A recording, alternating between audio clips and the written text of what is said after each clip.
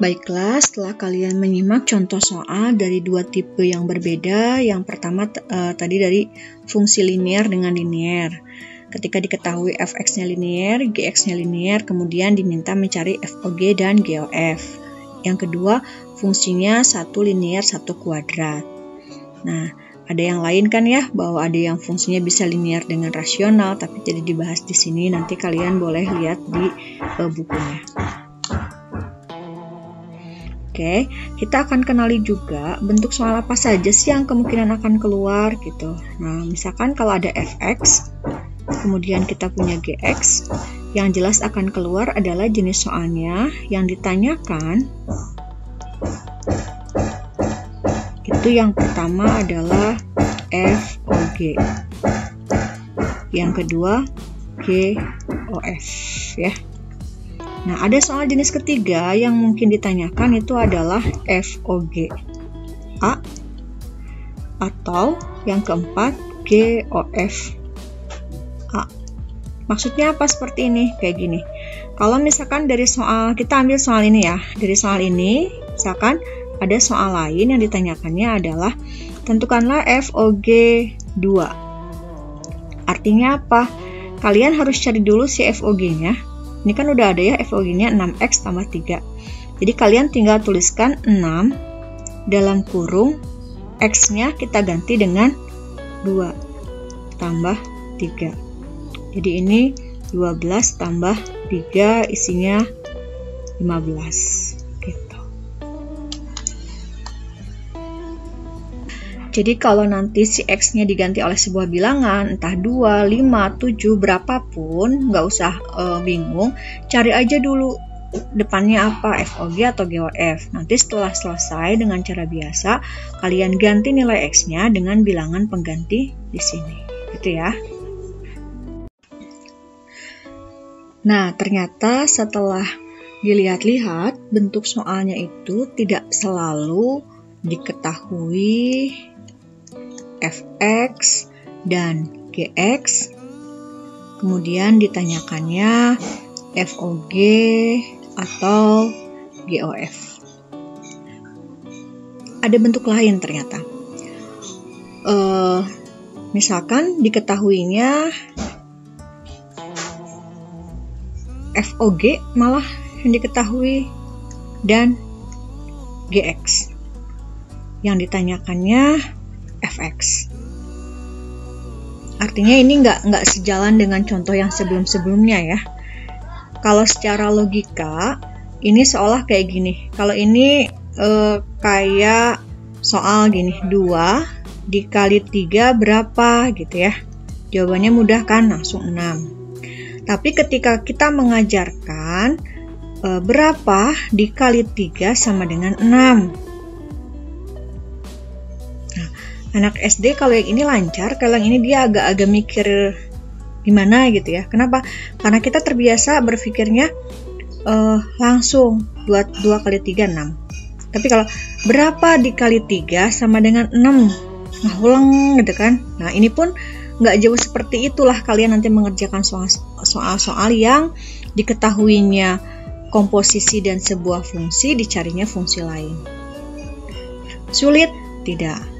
Yang penting kalian memahami langkah-langkahnya. Misalkan kita punya contoh, diketahui gx-nya x dikurangi 3. Kemudian fogx itu 2x kuadrat min 13x plus 22. Pertanyaannya sudah jelas ya. Pasti yang ditanyakannya adalah fx. Nah, ternyata setelah dilihat-lihat, bentuk soalnya itu tidak selalu diketahui fx dan gx, kemudian ditanyakannya fog atau gof. Ada bentuk lain ternyata. Misalkan diketahuinya fog malah yang diketahui dan gx. Yang ditanyakannya fx. Artinya ini nggak sejalan dengan contoh yang sebelum-sebelumnya ya. Kalau secara logika, ini seolah kayak gini. Kalau ini kayak soal gini, 2 dikali 3 berapa gitu ya. Jawabannya mudah kan, langsung 6. Tapi ketika kita mengajarkan berapa dikali 3 sama dengan 6. Anak SD kalau yang ini lancar, kalau yang ini dia agak-agak mikir gimana gitu ya. Kenapa? Karena kita terbiasa berpikirnya langsung 2 kali 3, 6. Tapi kalau berapa dikali 3 sama dengan 6, ulang gitu kan. Nah ini pun nggak jauh seperti itulah kalian nanti mengerjakan soal-soal yang diketahuinya komposisi dan sebuah fungsi, dicarinya fungsi lain. Sulit? Tidak. Yang penting kalian memahami langkah-langkahnya.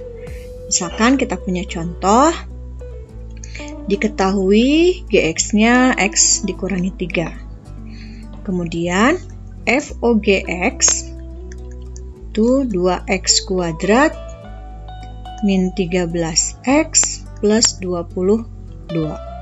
Pertanyaannya sudah jelas ya. Pasti yang ditanyakannya adalah fx. Nah, bagaimana caranya? Nah, caranya kita misalkan. Di sini kita misalkan P aja ya. Kalau misalkan X sama Y kan nanti takutnya ketuker ya. Maka kita misalkan P-nya adalah X min 3. Maka di sini kita pindah ruas itu ya, X adalah P tambah 3.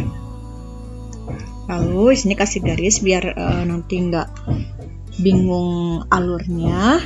Kita tuliskan, diketahuinya FOG kan ya, FOGX itu kan F dalam kurung GX. Maka di sini F dalam kurung X min 3 sama dengan 2x kuadrat min 13 tambah 22. Kemudian fx min 2 nya kita ganti menjadi fp. Fp sama dengan 2. Nah, berarti si x nya kita ganti dengan p plus 3 kuadrat min 13. Sorry, ini x ya. Min 13 dalam kurung P plus 3 ditambah 22.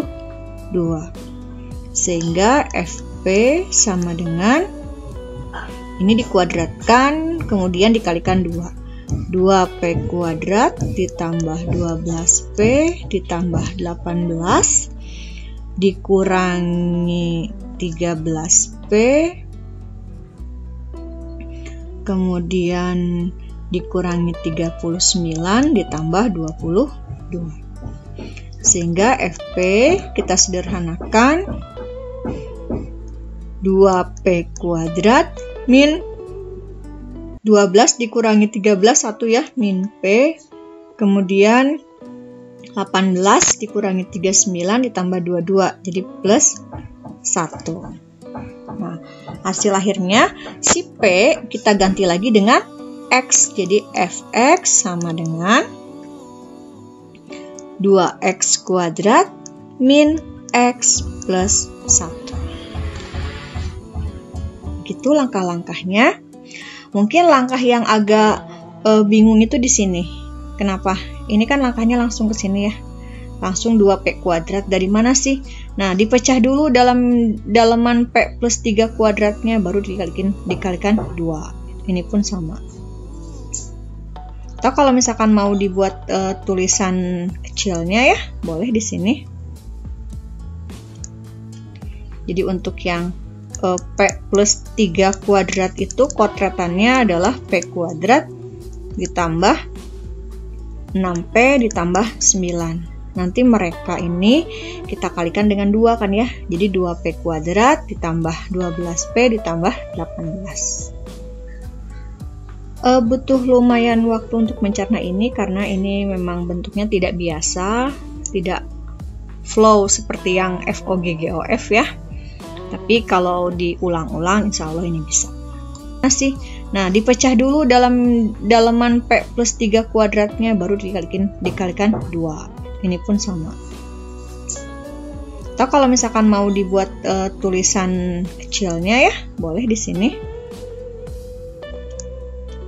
Jadi untuk yang P plus 3 kuadrat itu kodratannya adalah P kuadrat ditambah 6P ditambah 9. Nanti mereka ini kita kalikan dengan 2 kan ya. Jadi 2P kuadrat ditambah 12P ditambah 18. Butuh lumayan waktu untuk mencerna ini karena ini memang bentuknya tidak biasa.